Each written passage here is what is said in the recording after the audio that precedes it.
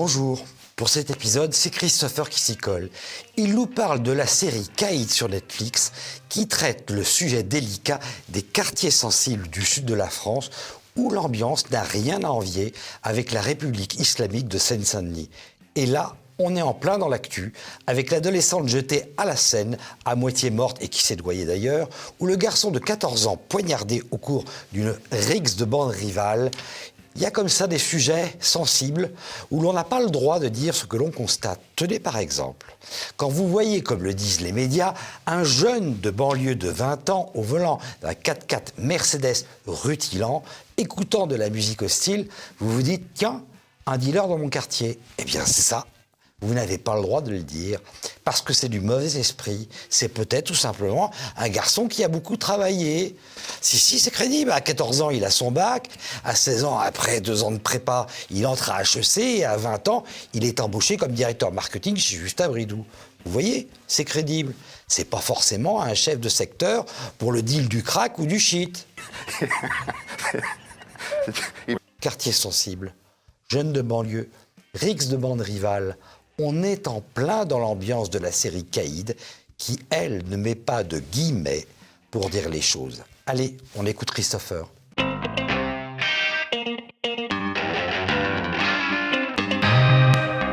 Bonjour à tous et bienvenue dans Tueur en série. Pour sa nouvelle production française, Netflix a souhaité nous plonger au cœur des quartiers chauds du sud de la France. Avec Caïd, réalisé par Nicolas Lopez et Ange Basterga, l'exercice est, disons, plutôt mitigé. La série présente de nombreux défauts et semble perdre son âme au fil des épisodes, mais là, je vais revenir là-dessus. Mais forcé de le constater, elle a eu le mérite de nous montrer la réalité des quartiers avec un œil froid et sans leçon de morale abusive. Franchement, pour une production Netflix, ça mérite clairement d'être souligné. Moi, je me suis dit, ça y est, Netflix sort un truc sur les banlieues, je vais me régaler. Mais en fait, c'est plus nuancé qu'il n'y paraît. La violence des dealers, leur mainmise sur le quartier, les guerres de territoire, le trafic de drogue, tout y est recensé avec une certaine justesse, même si le message qui en ressort s'en retrouve au final quelque peu confus, on ne sait pas très bien où ils veulent en venir. Bref, retour sur ce reportage fiction qui résonne comme un véritable voyage en zone hostile, les fameux territoires perdus de la République. Alors, Caïd, sorti le 10 mars sur Netflix, c'est l'histoire d'un réalisateur de clips de rap, Franck, accompagné de son caméraman, qui sont envoyés par un label de musique pour tourner un clip dans le sud de la France. Ces deux Parisiens sont chargés de filmer le quotidien d'un rappeur, Tony, et de faire des images de sa vie au quartier. Sauf que le Tony, c'est pas juste un rappeur, c'est aussi le Caïd de sa cité, et nos deux acolytes vont se retrouver au milieu d'une véritable guerre de gangs. Alors d'emblée, Caïd se distingue par l'originalité de son format, puisque la série est organisée en épisodes très courts de 10 fois 10 minutes. Et il faut reconnaître que ça apporte un certain souffle qui s'enchaîne avec des mini cliffhangers à chaque fin d'épisode, plutôt réussi. Aussi, la série est tournée en caméra embarquée, ce qu'on appelle le found footage. Et disons que depuis la révolution qu'avait été le projet Blair Witch, c'est un peu le moyen facile pour les petites productions qui ont peu de moyens de réaliser un projet. Donc sur ce plan-là, je ne leur jetterai pas la pierre malgré les défauts. La série a été tournée en 24 jours, sans moyens faramineux, donc bon, ok, pourquoi pas. Mais le problème avec ce format embarqué, c'est surtout qu'il faut justifier en permanence la présence de la caméra. Et dans Caïd, c'est pas toujours le cas. Alors au début, c'est sympa, après tout, ce sont des journalistes qui se rendent en reportage dans une cité et qui décident de tout filmer. Ça nous est d'ailleurs balancé comme ça au début de la série quand Franck dit à son caméraman « Quoi qu'il arrive, n'arrête jamais de filmer ». Ça m'a tout de suite rappelé Rec, le fameux film d'horreur espagnol, sauf que là, en lieu et place des zombies infectés, c'est des racailles de banlieue. C'est pas du tout le même univers. Mais bref, au début, ça marche, le rendu est plutôt sympa. Je l'ai dit, la série avait pour mérite de montrer les quartiers sans filtre. Là, dès le démarrage, c'est le cas. On voit d'emblée les guetteurs sur leurs chaises, l'escorte qui les introduit au sein de la cité. C'est une véritable entrée en territoire étranger, c'est le cas de le dire. D'ailleurs, au début, on leur demande quoi? Leur passeport, c'est dingue. Donc là, sur ce plan-là, les réalisateurs n'ont pas triché. On a clairement la sensation, on nous le montre, que les deux journalistes pénètrent en territoire hostile, les fameux territoires perdus de la République. Et ce qui vient s'ajouter au mérite de la série, c'est le profil des trafiquants et des racailles. parce que je vous rappelle que c'est Netflix et qu'avec Netflix, on n'était clairement pas à l'abri de voir arriver nos amis dans un quartier contrôlé par Kevin, Jean-François et Marie-Églantine.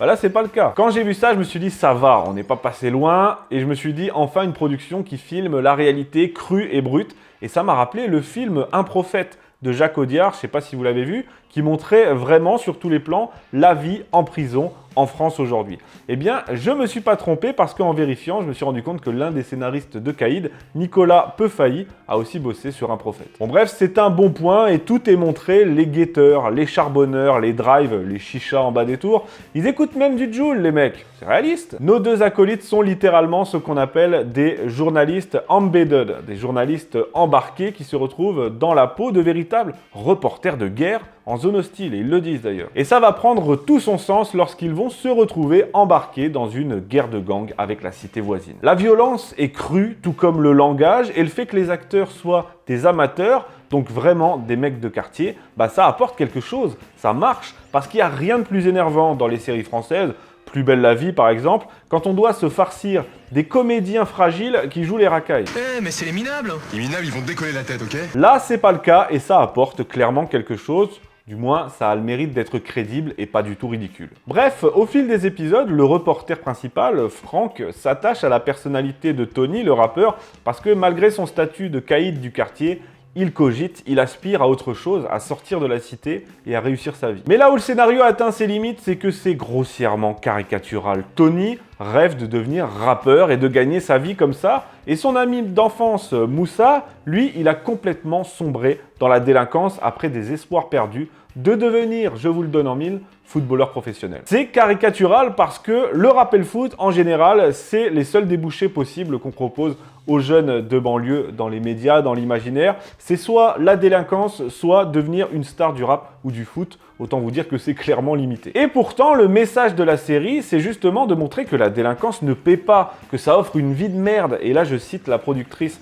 de la série, le message c'est aussi de souligner les aspirations de Tony dans le rap. Mais à aucun moment l'un des protagonistes n'espère autre chose, n'aspire à autre chose que ça. C'est soit le deal, soit le rap. À aucun moment il n'est question de faire ses études, de créer une entreprise, j'en sais rien moi, autre chose que de faire des clips qui en plus font l'apologie de la délinquance ou de devenir Riyad Mahrez. Franchement, comme perspective pour les jeunes de banlieue, ça fait peur, hein, puis c'est pas étonnant parce que ça fait des décennies que c'est comme ça. Bon, il y a bien un seul mec dans la série qu'on entend une minute, c'est une sorte de grand frère, de médiateur du quartier, qui explique à Tony qu'avec son reportage, il devrait faire autre chose que l'apologie du trafic, montrer les gens qui se lèvent le matin, montrer ceux qui ont réussi, plutôt que la vie de caïd. Le problème c'est que, on l'entend une minute, donc son message, qui est censé être le message de la série, est clairement noyé dans tout le reste, et deuxièmement, le trafic, il est partout. La cité vit littéralement au rythme des dealers qui en contrôlent l'accès, qui gèrent le territoire, et ça, c'est une réalité, ce ne sont pas les caméras qui l'inventent. Il y a aussi une réflexion sur l'image que Tony doit donner à son petit frère, car d'un côté, il n'arrête pas de lui dire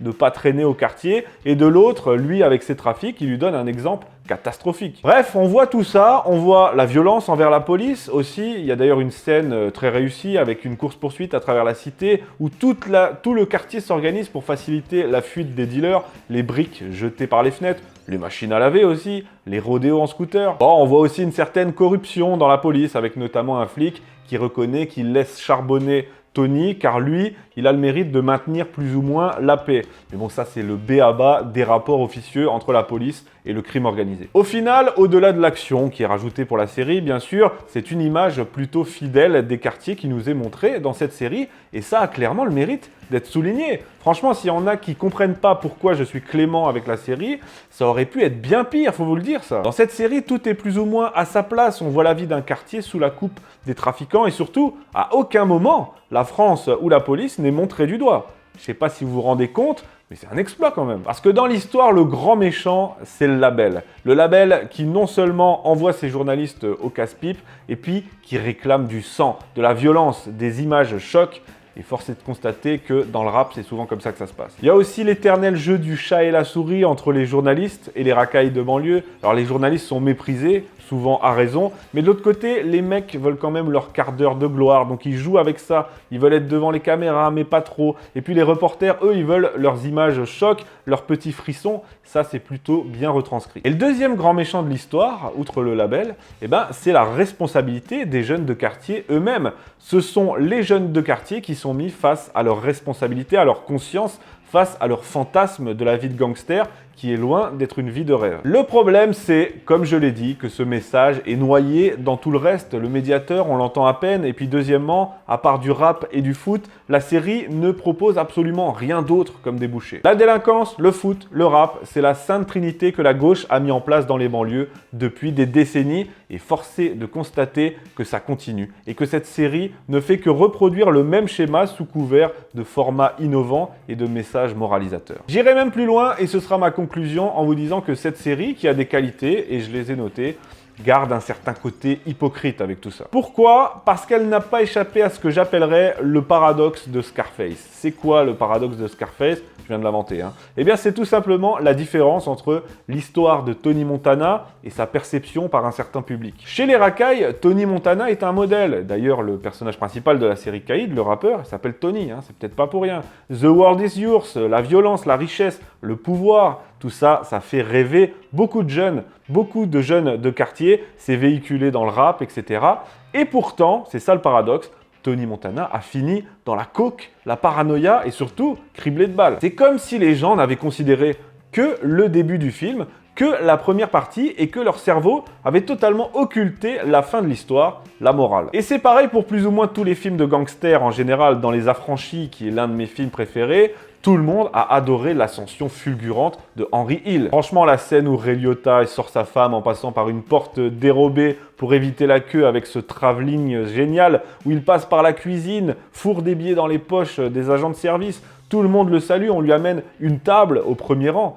Cette scène, c'est la classe ultime, personne ne pourra le nier. Et on a tendance à ne retenir que ça des Affranchis, que les débuts florissants. On oublie la fin, la vendetta, les trahisons, la drogue, la prison et puis l'humiliation du programme pour la protection des témoins. Ça dégage et pourtant c'est bien là que se retrouve la morale de l'histoire. C'est donc ça que j'appelle le paradoxe de Scarface, ne retenir que ce qu'il y a de bien au début et totalement occulter la fin, le retour au réel, la chute. Et avec Caïd, et quoi qu'en disent les créateurs, c'est pareil, franchement. Au début, Tony, il est respecté, il règne sur le quartier, il gère ses hommes. Peu importe qu'on entende le grand frère nuancer tout ça pendant une petite minute, peu importe que ça finisse mal. Donc non seulement la série tombe dans ce piège-là, le paradoxe de Scarface, parce qu'elle nous envoie de l'action au début pour que ça claque, mais aussi et surtout, je me répète, à part le rap, absolument rien n'est proposé pour Tony. Pour conclure, je dirais que ça n'est pas une mauvaise série. Elle a des qualités, les acteurs sont pas totalement mauvais parce que c'est des amateurs, le format est sympa,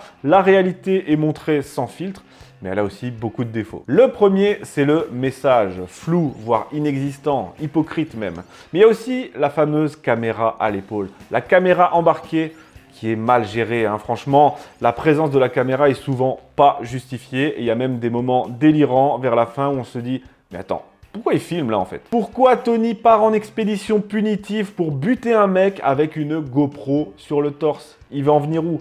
Pourquoi les mecs sont retenus en otage et ils continuent à tenir leur caméra? Pourquoi tu filmes dans le coffre? Pourquoi ton pote vient de se prendre une balle et toi tu fais demi-tour pour lui prendre sa caméra en le laissant crever par terre? Bah voilà, vous avez compris quoi. La série n'apporte pas grand-chose. L'avantage, c'est qu'elle se regarde vite, voilà, avec son format. Elle a le mérite d'être plutôt honnête sur la réalité des quartiers et ça aurait pu être bien pire. Bon, évidemment, je l'ai dit dans l'autre sens, la vie des quartiers, c'est pas des fusillades tous les jours. Il a fallu rajouter un peu d'action pour la série quoi. On a d'ailleurs une scène de fusillade assez sympa qui est filmée à la première personne, à la GoPro. On se croirait dans un FPS un petit peu, c'est agréable. On se croirait dans Call of Duty. Tiens, ça pourrait être le prochain Call of, ça. Call of Duty Marseille, c'est sympa. Bon, si vous aimez pas les niveaux souterrains, laissez tomber. Pour toutes ces raisons, cette série, je lui mets 2 étoiles sur 5. C'est pas la moyenne, parce que ça n'a pas grand intérêt, je vous l'ai dit, ça mérite pas la moyenne, mais c'est pas catastrophique non plus, on est passé pas loin de la catastrophe, et pourtant ça n'a pas été le cas. Donc 2 étoiles, si vous avez 2 heures à perdre, franchement ça se laisse regarder. Merci à tous d'avoir suivi cet épisode, laissez votre avis en commentaire si vous avez vu la série, si vous n'êtes pas d'accord, l'espace commentaire est là pour ça, n'oubliez pas de liker la vidéo, de partager, de vous abonner à TV Liberté, et on se retrouve dans 15 jours pour un nouveau numéro.